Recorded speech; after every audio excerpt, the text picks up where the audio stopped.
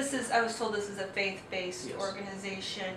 Are there any challenges that you find as far as serving people who maybe do not believe the same thing as you? Very little. The Christy does a great job answering the telephones, doing the intake process to let everyone know they're going to be in church and Bible study. Making them agree to what we're teaching, no, we don't do that. But you will be in class, and so we get challenged. We get people asking questions. Hey, we don't agree with this, but that's just normal. That's just, you know, somebody might disagree with you on your hair color, but so no. What we find, and what I find very grateful for, is that in our faith-based, in the way Christianity is set up and the way Jesus is that the decision is totally yours. No one can force you to do anything, as far as your spirit is concerned. Now your body, you can be in church, you can be in Bible study, but it doesn't mean you made a decision. It doesn't mean you agree. Now the interesting thing over the years that I like about Christianity is that if you study it back far enough, it's where we get all our moral rules. So in fact, I just taught on this a couple Sundays ago. It's pretty broad spectrum, no matter what your faith is, or if you have no faith at all, certain rules that Christianity sets up and applies, just for the Ten Commandments alone. Plus, you want to deal with just the Ten Commandments. I found very few people that like to be lied to, that like you to commit adultery if you have a wife or a husband, or like you to murder a member of their family. So, steal. I found very few people that just love you to steal their stuff. So when you start to realize that you're also teaching, regardless of what decision you decide and what faith you want to follow and what denomination, if you want to follow it at all, what I find is that there's still basic moral laws that even our sheriff's department enforces that just says this is what you need to learn how to do just to live with each other. So I find that very interesting. So no, everyone is told up front, this is part of our program. This is what we're doing, and it's all together. So you're going to come here and learn life skills. So life skills here means they're going to be able to search for a job, to get their clothes. We even deal with hygiene, your paperwork. Almost every one of them comes in missing certain paper, driver's license. You can get picked up for not even having ID, just on suspicion. So these things all come together. There's certain pieces of paperwork that if you go looking for a job, the employer says, show me your social security card, show me your... So these are just functional elements of, I'm trying to help you not be homeless again. I want to put these pieces in. Well, I learned that from doing the case management myself. Developed the pieces of paper. So as they checked in, certain questions, certain problems kept coming up over and over and over again. Now, our budget is at a point where we help them go to court. The judges know who we are. We tell them the program, what they're here for. The judges are very lenient once they find out that the client is in our program. Now, I stay away from words like halfway house, rehabilitation, because we're doing all that. We're doing it all together. And you had said earlier that when you first had this vision, that not many people trusted you. How is that now? Wonderful. Now, trust, which aspect? I would say that you could look at that from several different points of view. So that's a very interesting question. I don't think I've answered that many times. Because some of these questions you can tell I've been asked quite a few times. Let's say the client's trust. What would you have to know about me and my shelter for you to check in here? I can tell you some of the people that check in here, male and female, are scared. Very scared.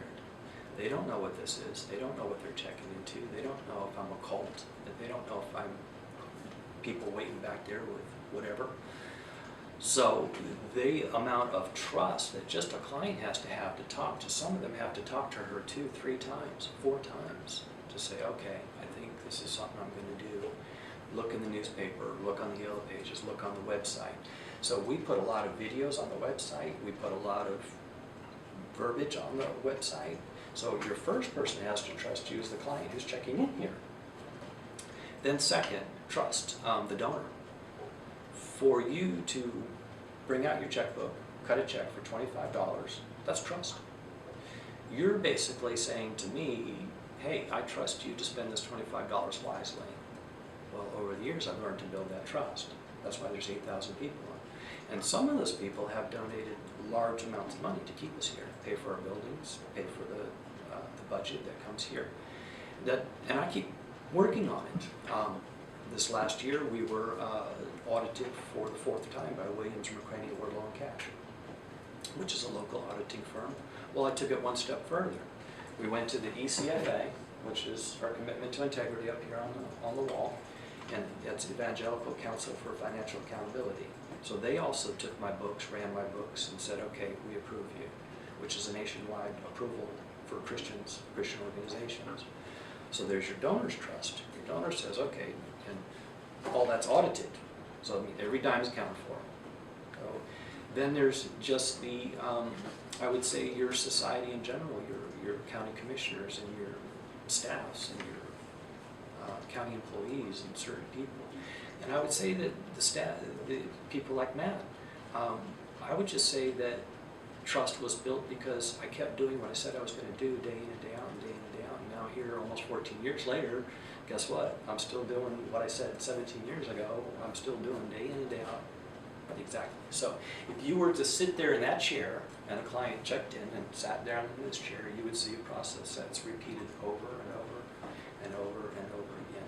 If you could stay here all week and you lived here, you would see the same process over and over. The faces change, but you would see the same thing over. So we built a relationship with other organizations, other social services, and all I try to do is stay consistent and keep giving you what I say I'm going to give you. Give me one example of one of your success stories here. Well, Natalia Williams will be on stage Friday night, so I'm careful because some of our clients we can't talk about. But she's graduated, moved on. She was one of our success stories Friday night at the banquet, and she came here. She was a Russian, I think it was a mail order bride, or someone American went over and married her and brought her back, and it ended in divorce. And she stayed with us for a little bit over a year, and she is just a superstar after being here for a little over a year. Now she is working for Key Training. She's one of their administrators, and Dennis Miller got a hold of her and put her on the TV show. He was just, he was surprised at how well she's doing. She speaks not only a couple of languages. She has an engineering degree from Russia, and she's gotten visitation back from her son, who's 12, 13 years old. She has a church. We gave her a car. These are just incredible to see how broken she was when she checked in. And for us, that's what some of the staff does here. We look at the picture when they check in, and then we look months later, and they're just different people.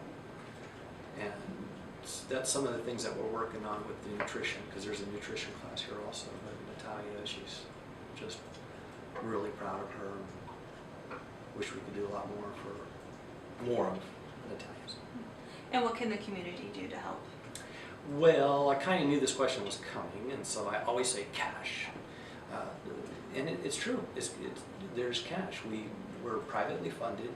If we're going to expand our services, we have to be careful how we expand our services. In other words, I'm not going to take away from our core mission in doing 120 people this year and switch and go to all children. No, I'm not going to do that, or I'm not going to hurt the staff and hurt their pay because we're switching our services. So that has to be built carefully. I want to be built very carefully. And so we're in great position to expand the shelter and do the children and do other services. And there's stages of sheltering also. So let's say we wanted to buy more houses for people to stage out. Affordable housing in Citrus County, SROs, which would be single room occupancies, we have very low. In other words, someone who could afford $200 a month rent, where? I don't know of any in Citrus County where you could live in, $200 a month. I'd like to know where they are. So maybe we're the ones that are going to be responsible in the future of setting up that kind of housing, where they're not quite ready for the street, but they don't need to stay here in the shelter either. That's what we would call transitional housing. And then, like I mentioned, the children. Volunteers, we're always interviewing volunteers. A little bit harder to plug them in because of the kind of work that we do, but we still do. We still get people down on the farm, volunteering down at the thrift store. Thrift store seems to be low training, where the volunteers don't need as much training. I think we forgot to talk about the farm, and I think that's very important. I lived here in about a year and a half after I was living here. I kept getting this tap on the shoulder, just like I did with the homeless shelter, and said, start growing food, and I didn't want to. And I kept getting that tap, start food, and I didn't want to. And then finally a volunteer showed up here and said he was born and raised on our farm. And before I knew it, within 1 week, he tore up the backyard, brought in cow manure, oak leaves, put up a chicken fence, went down to Walmart, bought some seeds, threw them in the ground, and we all stood there, a bunch of city boys, okay, now what do we do? And we watched it grow wild, and we did that for about 2 years. And then the Church of the Nazarene had 10 acres down at their property in Hernando. And I said, what are you going to do with that 10 acres? And they said, not much. What'd you have in mind? And I said, I want to farm it. And we went out there with no tractors, no implements, nothing. And I planted about 1,200 feet of cucumbers and almost passed out. And a friend of mine was like, don't you know what a tractor is, boy? I said, I do now. And the first 3 or 4 years were very rough. We didn't have a clue. The difference between farming and gardening is unbelievable. But I knew we had to stay put. Everybody that checks in here is malnutrition. So if your lifestyle, you start running out of money, first thing you do is what? Cut your food bill. Or you cut back, or you don't eat at all. Or if you're drinking, you miss meals. So it was amazing how many people. So it wasn't, I had no idea this locally grown organic movement. That's not why I did it. I had no idea. I did it because we wanted to supplement the budget here in the food, and the health of the clients checking in needed this food. So now we're pretty good. It's been about 8 years we've been down there, and we're learning how to be pretty good farmers. We've learned what varieties grow here, when to grow them, what seasons. And the clients, when they go down to work on the farm, it's kind of interesting because they're allowed to eat as much as they want. So it becomes like Willy Wonka's Green Factory.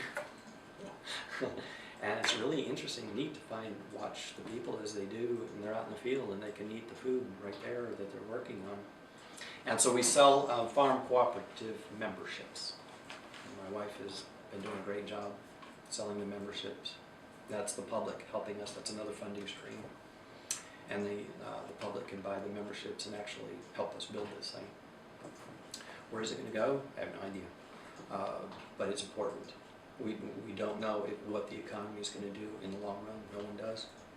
So you hear people that are trying to be optimistic, but then you also hear people that say, oh, I don't know, this economy doesn't look too good. So we're going to keep doing what we're doing. And we're going to leave here and go see the farm, right? Okay, so then you'll be able to taste some food for yourselves. Be careful.